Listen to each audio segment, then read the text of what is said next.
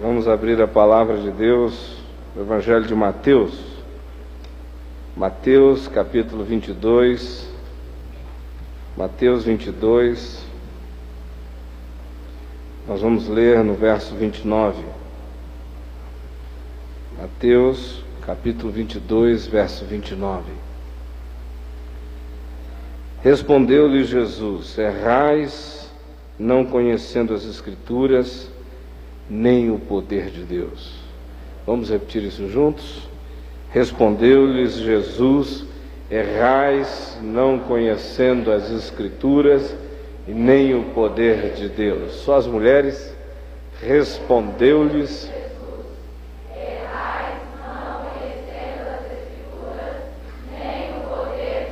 agora só os homens. Respondeu-lhes Jesus: errais, não conhecendo as Escrituras, nem o poder de Deus. Todos juntos. Respondeu-lhes Jesus: errais, não conhecendo as Escrituras, nem o poder de Deus. Ó Pai, eis aqui a palavra de Jesus. E nós agora pedimos que Tu nos unjas, para de alguma maneira nós possamos não só entender o que o Senhor Jesus está nos dizendo, mas também entender a nossa própria realidade. Nós pedimos que seja assim, em nome de Jesus. Amém, Senhor. Podem assentar-se. Eu disse ontem à noite, depois de nós fazermos algumas constatações simples, breves, e eu espero objetivas, que hoje à noite nós estaríamos falando sobre o desafio de se dar carisma ao protestantismo e caráter ao pentecostalismo. Esse texto que nós lemos aqui nos coloca Jesus diante de uma situação que caracteriza um impasse radical. Aqueles com os quais ele está conversando são pessoas que se colocaram numa situação dificílima. De um lado, eles não conhecem as Escrituras. De um outro lado, eles não conhecem o poder de Deus.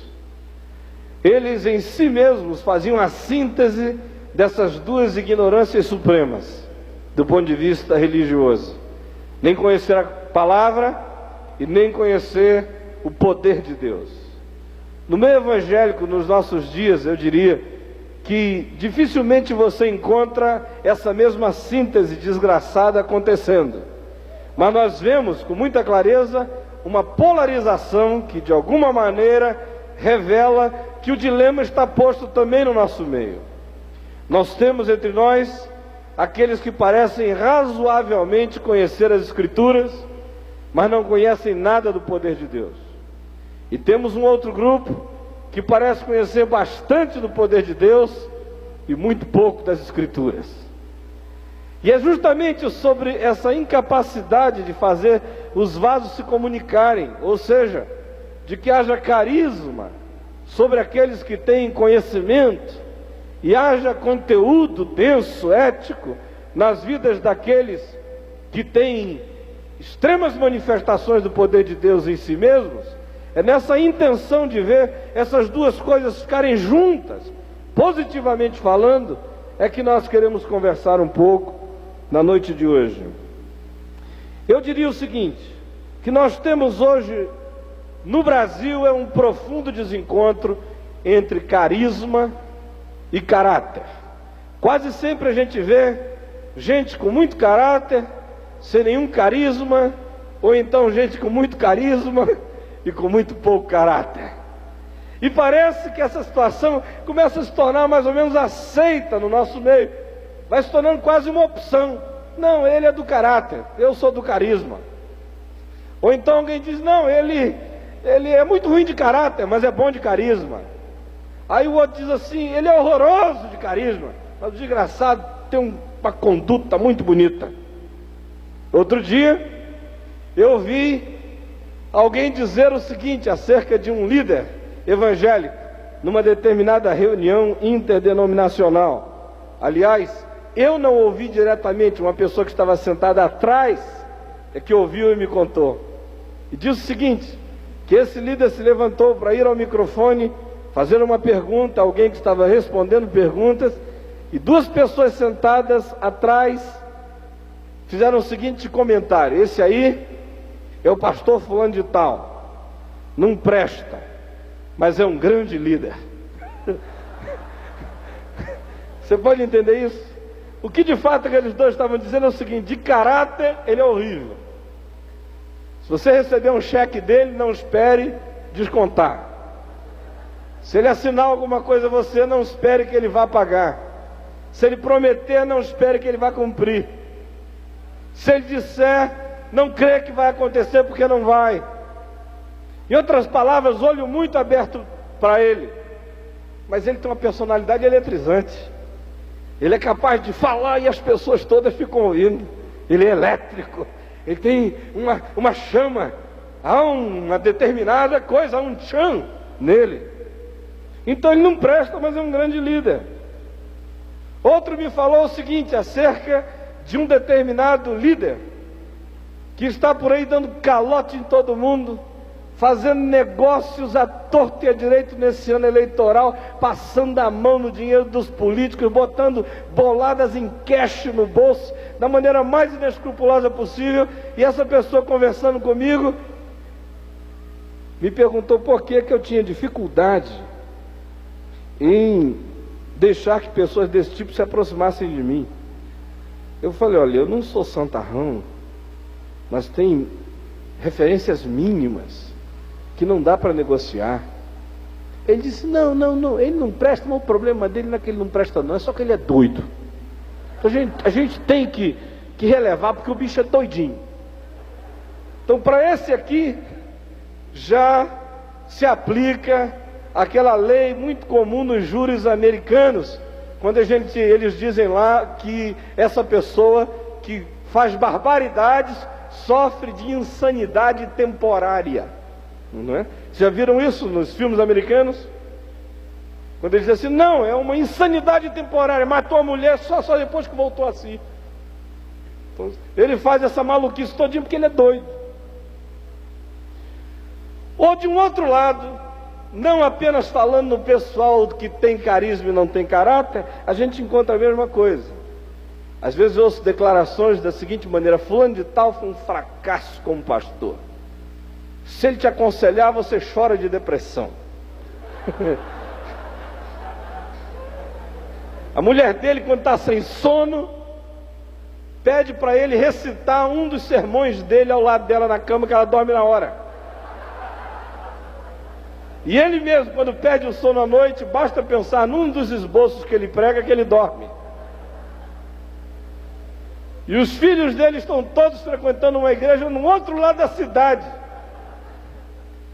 Mas ele tem uma cultura teológica enorme, o homem é um poço de saber. Por isso nós o fizemos professor do seminário.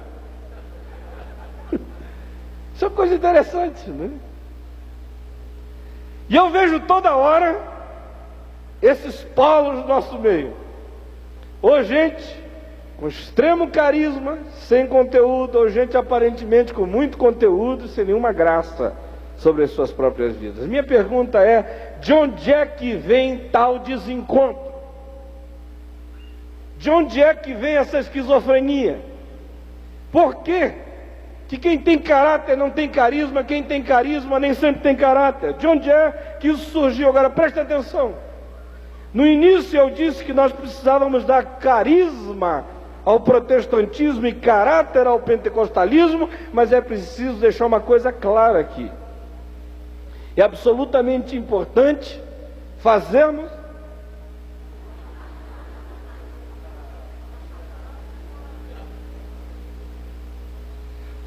uma distinção entre protestantismo e movimento protestante, e pentecostalismo e movimento pentecostal. Ou seja, é preciso fazer uma distinção entre protestantismo e pentecostalismo de suas origens qualitativas, ou seja, protestante e pentecostal. Quando eu estou falando de protestantismo, eu estou falando de uma coisa que virou uma cultura, que se tornou autônoma em relação àquilo que lhe deu origem. Quando eu estou falando de pentecostalismo, eu estou falando também de uma coisa que ganhou vida própria e que se tornou muitas vezes independente e autônomo daquelas coisas originais que lhe fizeram nascer.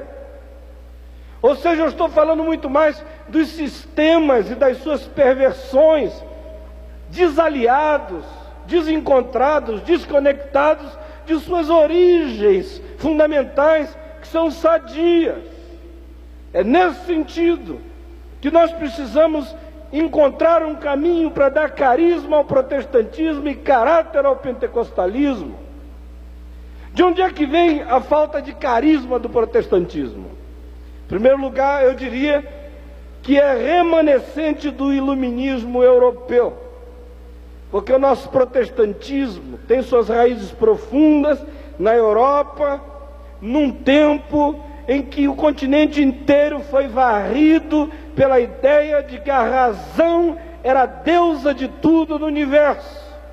E por mais que o protestantismo jamais conscientemente tenha dito que cria e aceitava isso, no entanto, subjacentemente, de maneira extremamente sutil e subreptícia, esse espírito penetrou a mentalidade e a consciência protestante.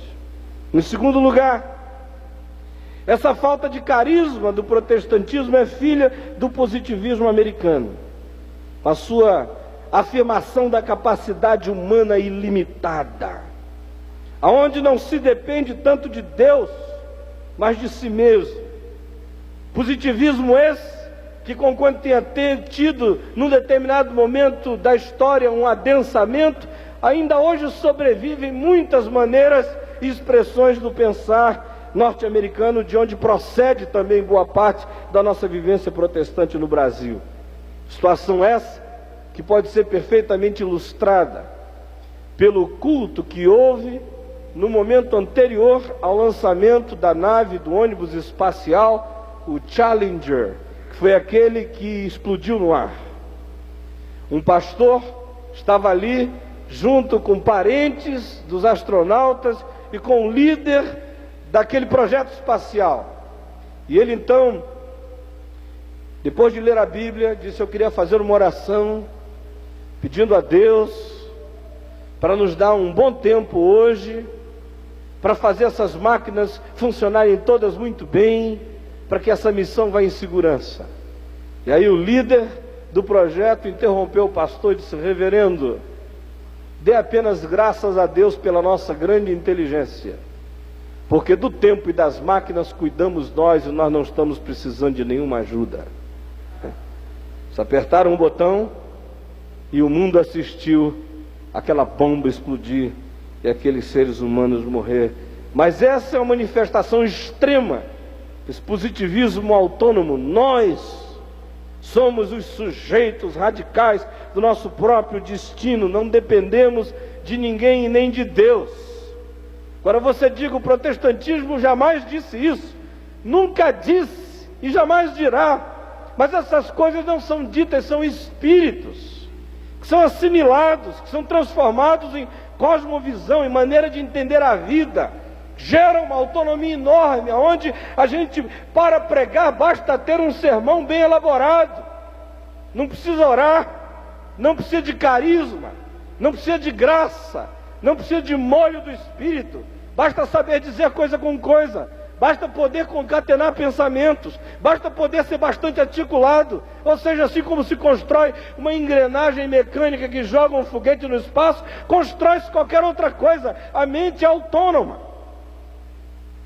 Em terceiro lugar, é a expressão sistêmica do universo fechado concebido pela modernidade do início deste século, onde se concebeu um universo que é um sistema fechado em si mesmo, um universo sem portas abertas, um universo onde tudo que existe, existe dentro dele, fora dele não existe nada, e dentro dele o que existe é aquilo que de alguma forma os nossos instrumentos de percepção detectam. conquanto teologicamente falando, essa afirmação sempre tenha sido herética no protestantismo, que crê num Deus que é o outro, fora do sistema que ele criou, mas na prática, a nossa maneira de funcionar passou a ser sistêmica, profundamente dependente dessa visão de um universo fechado em si mesmo, onde Deus, para operar milagres, tem que pedir licença. Agora, de onde é que vem a falta de caráter do pentecostalismo? Em primeiro lugar, ela é filha de uma visão subjetivista da espiritualidade. A espiritualidade, não do Pentecoste original, mas das perversões que dele decorreram, se tornou profundamente subjetivista. Ou seja, aquilo que é importante não é importante para muitas pessoas, é só importante para mim. E aí, a minha conduta não é baseada em princípios muito claros, é baseado na minha compreensão profundamente íntima de algumas coisas que nem sempre são auferíveis pelos que estão do lado de fora. Para que caráter seja formado, é preciso que haja combinação de princípios, de valores, e ambos se transformarem em comportamento. A espiritualidade subjetiva está mais preocupada com se sentir bem do que com fazer o que é certo. Se eu estou me sentindo bem, se eu tenho paz no coração, então eu devo estar fazendo a coisa certa. Em segundo lugar, é o resultado de uma visão existencialista do universo ético que foi criado sem que se percebesse. Ou seja, conquanto se você conversar com algumas pessoas que estão praticando aos extremos a ética pentecostalista e disser que aquilo é existencialismo, essas pessoas vão morrer do coração. Vão pensar em Jean-Paul Sartre, vão pensar em Søren Kierkegaard, vão pensar em quem? Em Karl Jaspers, e vão dizer que de modo algum nós não queremos isso. Mas na prática é isso aí, porque é uma visão existencialista do universo ético, aonde se diz que a única lógica que vale é a lógica do coração. Nesse sentido, Deus pode falar contra si mesmo, se Ele falar através de uma visão. Ou seja, toda hora eu encontro pessoas dizendo o seguinte: eu sei que a palavra diz isso, mas eu tive uma visão, pastor. Eu sei que a Escritura Sagrada está falando isso, mas o profeta me disse outra coisa, pastor. Eu já até encontrei pessoas que me disseram o seguinte, já várias vezes: pastor, o seu problema é que o senhor é bíblico demais. O senhor está outro dia, chegou para mim e me disse o seguinte: olha, o que você falou me convenceu, teologicamente falando, é isso, mas meu coração não quer aceitar. O que eu faço? E aí constrói-se, a partir desse existencialismo, dessa coisa que não tem nada a ver com coisa alguma, é minha, é a tua verdade. Apesar de você dizer que Jesus é a verdade, e a palavra é a verdade, na hora final o que prevalece é a tua verdade. Isso é existencialismo puro. E mais ainda, eu diria o seguinte: é a expressão da exacerbação do universo místico sobre a referência moral.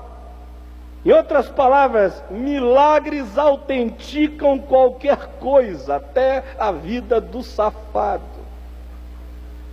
Semana retrasada eu estava conversando com dois irmãos num almoço, conversa vai, conversa vem. Um deles mencionou a atitude de uma determinada pessoa que andou dando aí 1000 golpes na praça.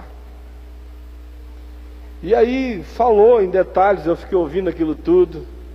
Aí um outro virou para mim e disse o seguinte: isso é uma coisa que eu não entendo, irmão.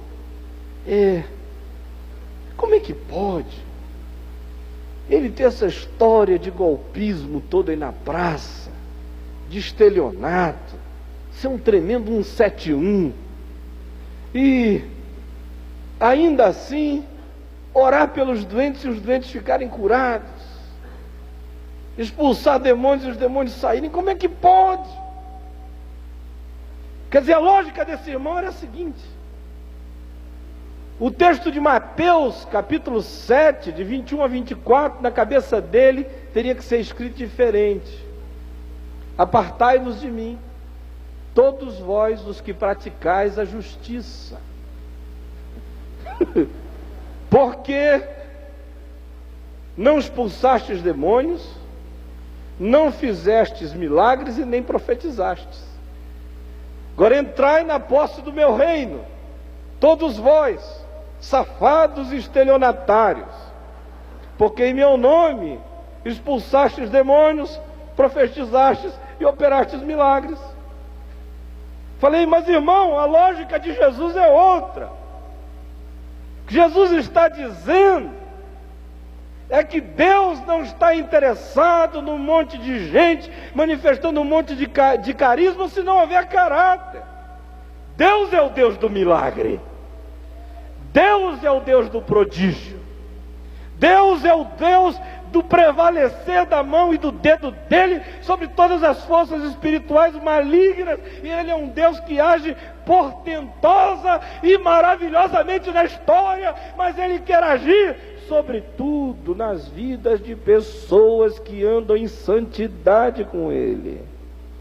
E quando isso acontece, de cumprir-se o que Jesus diz, de que naqueles dias muitos dirão: Senhor, Senhor, em meu nome, em teu nome, fizemos isto, aquilo outro, e eu lhes direi: afastai-vos de mim, todos vós os que praticais a iniquidade. Jesus não está oferecendo um padrão de vida ministerial para ninguém. Ele está só dizendo que a você, que está envolvido com toda sorte de coisas extraordinárias, que milagres não autenticam o referencial moral. Milagres não autenticam coisa alguma. O que Deus está querendo é que você, de alguma forma, seja cheio de caráter e cheio de carisma. De outra sorte, você pode estar cheio de carisma, sem caráter. Ele vai dizer: eu não sei de onde é que você vem. Eu nunca te vi, nem mais gordo e nem mais magro. Agora, como é que se manifestam essas deformações? Olha aqui para mim. Enquanto eu estou falando aqui, eu estou vendo um monte de gente assim, num desconforto violento. Hoje de manhã eu li esse texto aqui para alguém, e a pessoa me falou: mas pastor, você tem o dom de provocar as pessoas, não é? Então, por mais desconfortável que você esteja, ouça em nome de Jesus. Hoje, pode ser que isso lhe soe penoso, doloroso, provocante. Daqui a um ano, setembro do próximo ano, você vai sentar aqui, depois de ter pensado um ano inteiro, e vai dizer para si mesmo que você sabe que você voltou, porque hoje, neste setembro, o que você ouviu aqui, por mais desconfortável que tenha sido, foi palavra do Senhor. Como é que se manifestam tais deformações? Primeiro, no protestantismo sem carisma. Como é que isso se manifesta? Inicialmente, mediante uma insuportável aridez na produção doutrinária. São doutrinas doutas, mas que não dizem absolutamente nada ao coração, conforme eu lhes falei ontem à noite. Segundo lugar, mediante a produção de uma liturgia filha do estruturalismo, uma liturgia absolutamente estruturada, com a mesma perspectiva e com o esquema do universo da lógica fechada. Tem tão começo, meio e fim, é tão fechadinha, tão amarradinha, que nem Deus tem chance de fazer umas santas invasões de vez em quando para ser Deus nessa liturgia estruturada. Terceiro, mediante a concepção de um modelo eclesiológico completamente sistêmico e funcional, é a visão organizacional anterior à reengenharia baseada apenas em funções, sem nenhuma perspectiva de usar as pessoas em função dos seus dons espirituais e pessoais. É apenas uma estruturação. A igreja é baseada nesse modelo eclesiológico, sistêmico, funcional, estruturalista, que não tem nada de carismático nem de orgânico em si mesmo. Quarto lugar, mediante a tentativa de carismatizar a tradição, a instituição e a verdade. É a unção que se evoca e se invoca sobre emblemas, sobre bandeiras, sobre logotipos religiosos, sobre templos antigos e sobre cadeiras santas de reverendos já morridos. E ainda, mediante a vivência de um pudor doentiamente discreto. Isso é tão discreto, é tão discreto, é tão discreto que é doente. Isso me lembra que há uns anos atrás, numa determinada denominação brasileira, houve uma doutrina, a doutrina da discrição radical dizimal. Isso é terrível, porque o legalismo exterior serve apenas como fixador da agenda de tentações e neuroses que enfermam o caráter. E mais, através da hermenêutica alegorista, que permite, mesmo quando não é o caso, fazer com que qualquer texto da Bíblia sirva como base justificadora para o que quer que seja. Então, além do subjetivismo de algumas revelações que às vezes não tem nada a ver com a palavra, mas que são aceitas porque se diz que se choquem com a palavra de Deus, existe também um problema da interpretação alegórica da palavra. É quando alguém apanha uma ideia, se fixa nela, sai procurando aqui na Bíblia algum texto que dê para ser suficientemente maleável, flexível, espichável, manipulável, adaptável, ajustável, congruente de certa forma e de alguma maneira suficientemente plástico para caber na ideia que eu já tenho. E para isso, a hermenêutica alegorista, que é aquela que transforma asa de passarinho em asa delta espiritual, o que transforma pé de galinha em símbolo de passos do diabo, o que transforma qualquer coisa na coisa que for preciso, cabe como uma luva para produzir todo tipo de justificativa que de alguma forma afirme e justifique as minhas perversões de conduta e de caráter. Dá para encontrar maneiras de justificar qualquer loucura comportamental, se você assim o desejar, e aplicar uma hermenêutica alegorista que leia a Bíblia a seu favor. E mais, através da experiência de uma espiritualidade quase que exclusivamente baseada no valor do extraordinário. E a lógica é a seguinte: o extraordinário se justifica a si mesmo. Não é o fim justificando o meio, é o meio justificando a si mesmo, independentemente do fim ser perceptível ou afirmado na Bíblia. Apenas para ilustrar isso. Algum tempo atrás, uma pessoa me disse o seguinte: vocês pregam o evangelho com camarão. Aquele outro grupo prega com minhoca. Aquele outro grupo com pão. Eu não tenho camarão, não tenho minhoca, não tenho pão.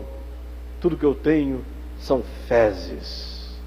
Então eu pesco com fezes, porque tem peixe que gosta de porcaria.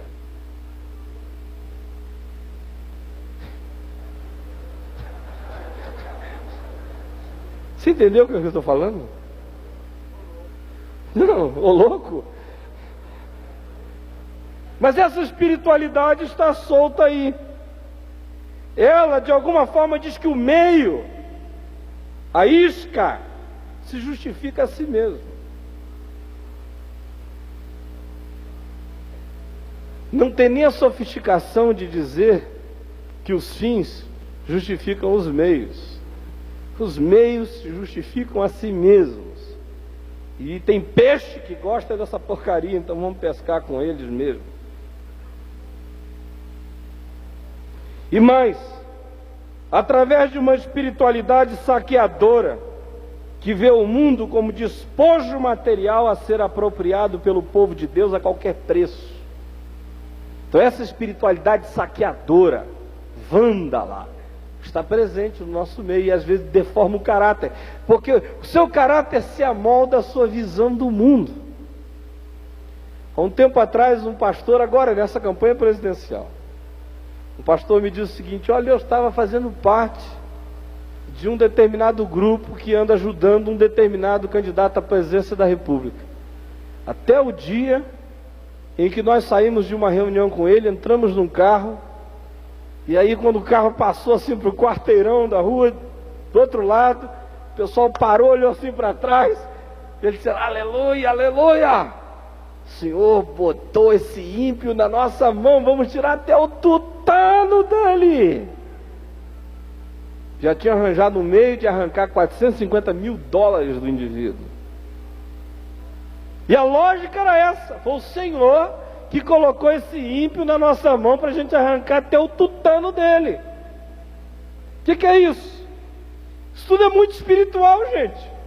Tem até a soberania de Deus nisso. Foi o Senhor que colocou esse ímpio na nossa mão para a gente arrancar até o tutano dele.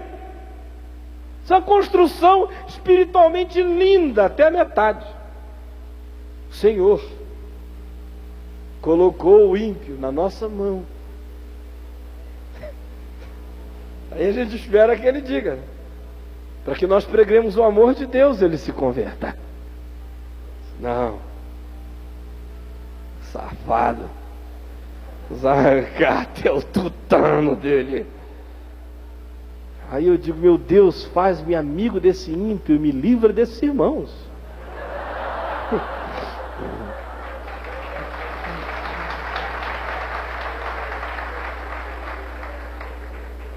Ou mais, através de um projeto de unidade que não tem nada a ver com amor, mas exclusivamente com poder. Deixa eu dizer uma coisa a vocês. Nós estamos pregando sobre unidade há muitos anos. Na parte que me diz respeito, faz uns 15 anos que a gente bate nessa tecla: unidade, unidade, unidade. No tempo em que ninguém queria unidade com coisa alguma, era unidade só em torno de mim mesmo. Unidade era: você concorda comigo, então nós somos um. De repente começa a haver uma onda de unidade, aleluia. Ultimamente eu estou vendo o discurso da unidade se transformar em projeto ideológico. Ou seja, não tem mais nada a ver com amor, fraternidade, aceitação. Tem a ver com o seguinte: unidos somos poderosos. E não é poderoso para saquear o inferno, não é poderoso para fazer boas obras no país, não é somos poderosos para levantar referenciais lindos da graça de Deus na nação. Não, somos poderosos para eleger 16 deputados estaduais, 7 federais, 1 senador, e contribuímos com uma parcela tão expressiva da candidatura à presidência da República, que a gente possa até mesmo reivindicar o Ministério da Educação ou das Comunicações, que nós evangélicos gostamos do Ministério das Comunicações. Então, esse projeto de unidade já virou projeto político ideológico. E aí eu fico preocupado. Outro dia, por exemplo, deixa eu contar uma história aqui, abrindo o coração. Mais do que eu estou abrindo, não dá. A Vejinha Rio fez uma matéria comigo, e no dia seguinte, quando eu li a matéria, eu fiquei assim meio chateado com a capa. Porque eu conversei uns 2 dias com o pessoal, eles foram super generosos na matéria, me trataram com muito carinho, mas eu não gostei de uma nota na capa. A capa dizia no finzinho assim, na base: líder evangélico acusa Bispo Macedo de mercantilismo e pregação social. Fiquei pensando, que horas que eu disse isso para esse homem? Na nossa conversa, 2 dias de conversa, eu não me lembro de ter dito isso.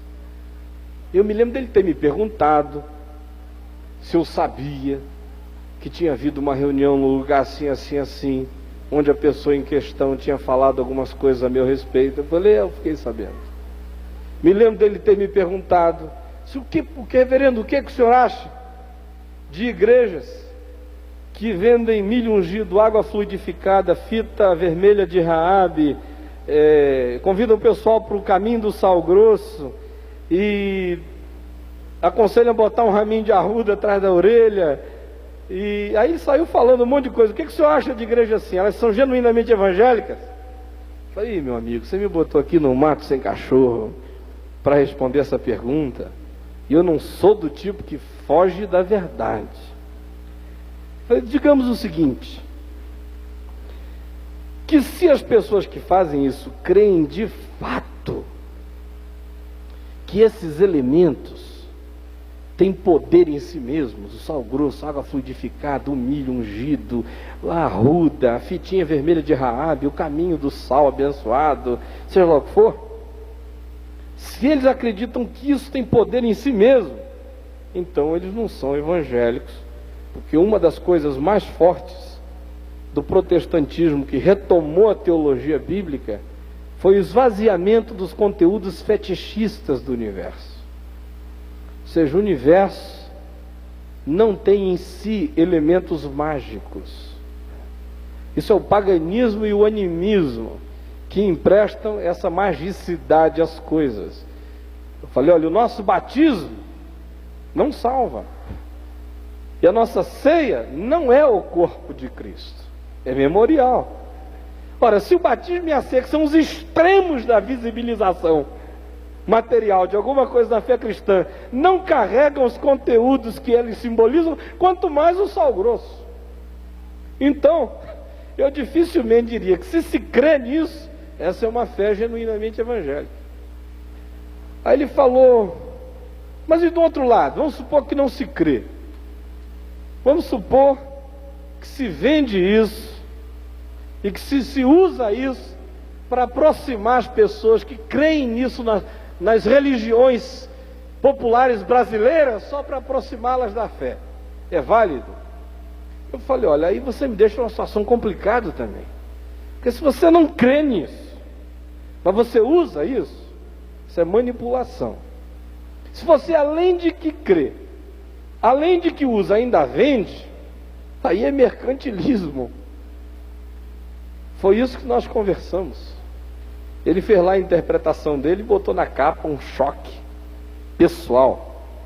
Bom, mas não é isso que eu queria contar. Aí naquela semana, eu chego numa determinada cidade do Brasil e encontro alguns irmãos que tinham acabado de receber aquela revista, alguns até por fax, com ela no aeroporto. Aí quando eu cheguei, um irmão vira para mim e diz o seguinte, puxa pastor, maravilhosa essa matéria, hein? Nunca saiu uma coisa sobre os evangélicos assim tão limpa, tão boa, tão para cima, hein? Uma pena essa notinha aqui da capa, né? Aí eu falei, pensei que ele ia dizer que era uma pena porque era desnecessário, porque é uma pena. Falei, uma pena, sabe por quê? Nos divide politicamente. E agora a gente não pode mais chegar para o candidato a presidente fulano de tal e dizer que os evangélicos estão todos fechados com ele. Se a gente pudesse dizer que os evangélicos estão todos fechados com ele, então valeria uma fábula. Mas agora com essa revista já sabem que estão divididos, já vale menos. Falei, meu irmão, você está fazendo a interpretação errada para a pessoa errada. Porque eu sinceramente abomino isto. E fico profundamente angustiado que a unidade esteja sendo pretexto para prestar serviço a esse tipo de malignidade que anda vendendo a consciência do povo de Deus no país. E mais, essa deformação sem caráter se manifesta através de uma espiritualidade que varia entre punir o culpado como coisa ou responsabilizar o diabo como se este fosse uma espécie de sedutor todo-poderoso. Em outras palavras, ou se pune o indivíduo como se fosse uma coisa que a gente descarta, ou então pega, joga a culpa todinha no diabo e diz: ele é irresistivelmente sedutor. Coitado, ninguém aguenta quando ele chega com aquela lábia satânica dele. E aí, ou se descarta de um lado, ou se irresponsabiliza as pessoas do outro. As duas posturas são absolutamente anticristãs. A primeira porque não trata o culpado, a segunda porque transfere a culpa para o diabo e absolve alguém que pode começar a desenvolver um caráter pervertido. E mais, através de uma noção de prosperidade que não é vista como fruto do trabalho e da obediência, mas como resultado da esperteza espiritual que usa magicamente as palavras que movem o mundo do espírito.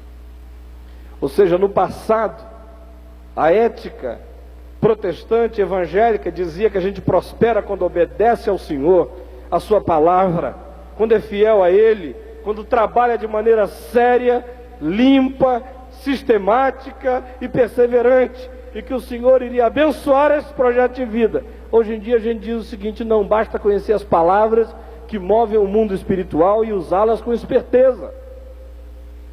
Aí desenvolve-se a espiritualidade do Ali Babá. O Ali Babá é esse indivíduo que sabe a palavra mágica, né? Fica na porta da gruta e diz assim: abre-te, Sésamo. Aí abre. Entram ele e os 40 atrás, né?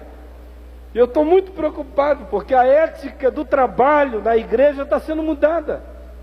Durante anos o que se pregou foi isso. As grandes revoluções sociais e econômicas que o protestantismo deflagrou na Europa e nos Estados Unidos, deflagrou com uma ética de trabalho duro, vida frugal, obediência à palavra e perseverança. Não foi com essa espiritualidade da esperteza. Simplesmente diz: ó, confessa, confessa, confessa, e tudo vai abrir, independentemente do tipo de vida que você está vivendo. Pode-se criar irresponsavelmente a espiritualidade do Ali Babá. E por último, através de uma atitude para com a perseguição que não se abre para a autocrítica, mas que sempre vê a perseguição como ação do diabo e nunca como uma reação ao pecado do povo de Deus. Eu sei que o mundo nos odeia, foi o que Jesus disse. E o mundo nos odeia quando nós manifestamos a graça de Deus, porque o mundo se sente desconfortável com manifestações de piedade e de amor. Pode até tolerar, mas a piedade que persevera em ser assim acaba provocando desconforto no mundo. Mas o mundo também odeia uma outra coisa: odeia a safadeza feita em nome de Deus, odeia a manipulação do sagrado a favor de projetos pessoais. E eu fico profundamente preocupado quando eu vejo que qualquer perseguição no meio evangélico é logo vista como perseguição do diabo. Nunca ninguém para e faz a seguinte pergunta: será que essa perseguição tem razão de ser? Será que o que nós estamos construindo justifica essa perseguição? Será que a cara que a gente está mostrando para o lado de fora justifica ou não essa perseguição? Mas é sempre a priori algo que se atribui ao diabo, sem que se perceba muitas vezes que nós somos o diabo de nós mesmos. Agora, o que vai acontecer na igreja evangélica se as coisas continuarem assim? Primeiro, nós tomaremos o Brasil numericamente, mas não seremos capazes de produzir aqui os mesmos efeitos que a fé protestante gerou na Europa e nos Estados Unidos. Isso porque Max Weber foi quem escreveu aquela tese de que o que transformou a Europa e os Estados Unidos em continentes do futuro modernos e prósperos tinha sido a alavancagem do protestantismo e a ética protestante. Max Weber não se aplica à igreja evangélica no Brasil, porque a nossa ética ainda não é evangélica, nem é protestante, ela ainda é pagã. E mais, Assistiremos aturdidos à transformação da fé no melhor negócio do país, mas sem ser o melhor negócio para o país. E ainda, correremos o risco de nos tornarmos um dos países mais cínicos do mundo para o Evangelho em mais 30 anos. Se nós continuarmos a achar que dá simplesmente para fazer de conta que está tudo maravilhosamente bem, sem procurarmos construir caráter e conteúdos compatíveis com o Evangelho, nós vamos ter alegrias muito curtas. Porque daqui a 30 anos, uma geração nova vai olhar para trás e vai dizer a mesma coisa que eles disseram em muitas outras situações da história, quando gerações explodiram crescendo numericamente do ponto de vista da fé e sem caráter, e decepcionaram profundamente as gerações que se seguiram. Poderemos também vir a assistir o maior racha da história da religião no Brasil. E o racha não vai ser entre protestantes e carismáticos ou renovados, não vai ser racha doutrinário. Tragicamente, talvez o que venha acontecer, e eu espero no Senhor que não aconteça, é que o racha seja entre éticos e o pessoal do Vale Tudo. Agora, como vencer essa tendência à perversão e à esquizofrenia entre caráter e carisma? Em primeiro lugar, nós precisamos hoje, enquanto é tempo, decidir não abrir mão do entendimento de que não é possível separar uma coisa da outra e ainda assim termos como resultado aquilo que o Evangelho chama de carisma e de caráter. No Novo Testamento, todo carisma genuíno é fundado em caráter, e todo caráter autêntico é legitimado pelo carisma. Sem esses dois andando juntos, o que nós temos é ou o milagreiro perdido de Mateus 7, ou o fariseu perdido descrito por Jesus no Evangelho. E mais, precisamos urgentemente voltar a crer no sucesso da ética do Novo Testamento. Há entre nós uma profunda praticabilidade da ética do Novo Testamento. Há pessoas e há pastores que já não creem que quem for coerente com o Novo Testamento vai ser bem sucedido. Por isso eles estão fazendo opção por outras éticas. Meu irmão, em nome de Jesus eu quero dizer a você, creia de todo o coração na ética proposta por Jesus e pela sua palavra. Ela tem recompensa. A recompensa não é a curto prazo, mas a médio e longo prazo você vai ver que você vai ser honrado em nome do Senhor Jesus. Em terceiro lugar, precisamos aprender a pensar em caráter, não como o cabresto da visão, mas como fundamento para a ação. Bem como precisamos aprender a pensar em carisma, não como a purpurina do show da fé, mas como a luz que ilumina os genuínos conteúdos da alma. E ainda, precisamos urgentemente buscar ser a síntese e não uma das partes implicadas no conflito. É que quase sempre nós assumimos polos. O grande convite é para nós sermos síntese. E eu estou feliz com o que o Espírito Santo está fazendo neste país. Estou vendo coisas lindas acontecerem todo dia. E essa palavra que eu estou dizendo aqui, que para você pode soar dura, não é negativa. Nós que oramos tanto no passado porque algo maravilhoso acontecesse, precisamos nos dar conta de que esse algo maravilhoso começou a acontecer. Agora, em nome de Jesus, vamos abrir o olho para que essa coisa linda do Espírito não seja pervertida pela nossa falta de caráter e de carisma genuíno. Vamos ficar em pé e vamos orar ao Senhor.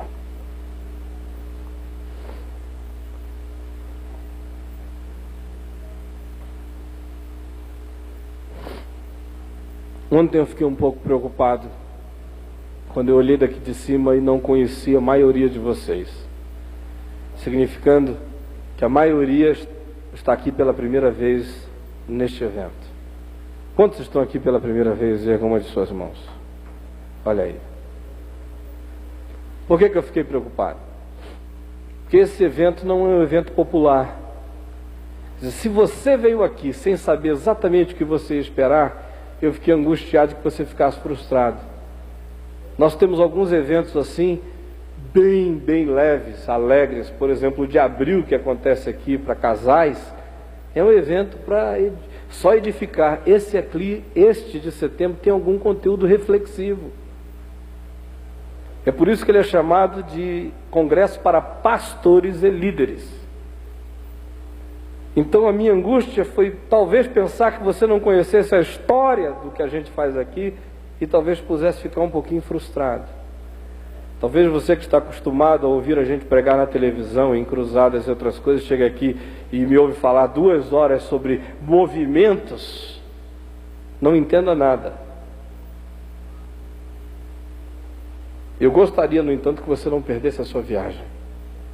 Eu gostaria de coração que você crescesse nesses dias aqui, em discernimento e em maturidade. Ainda que não haja muita cócega e muita euforia para você, mas eu espero que a sua mente receba conteúdos para pensar. Vamos curvar a cabeça e vamos orar ao Senhor.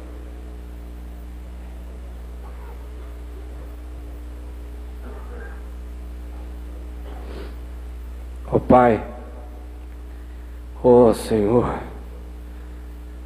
nós temos o privilégio de estarmos vivos nesses dias.